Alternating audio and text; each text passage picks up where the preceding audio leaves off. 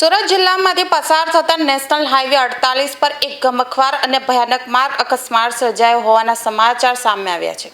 માંગરોળ તાલુકાના પીપોદરા ગામ નજીક એક અનિયંત્રિત ટ્રક ચાલકે કાળો કેર વર્તાવતા એક કાર અને બે મોટરસાયકલને જોરદાર અડફેટે લીધા હતા।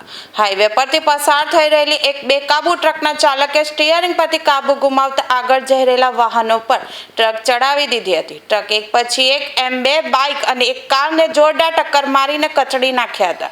આ ગંભીર અકસ્માતમાં એક મોટરસાયકલ ચાલકને ગંભીર ઇજાઓ પહોંચતા તેનું ઘટના સ્થળે જ કમકમાટી ભર્યું મોત નીપજ્યું હતું, જ્યારે બીજી બાઇક પર સવાર અન્ય બે વ્યક્તિઓને પણ નાની મોટી અને ગંભીર ઇજાઓ પહોંચી છે।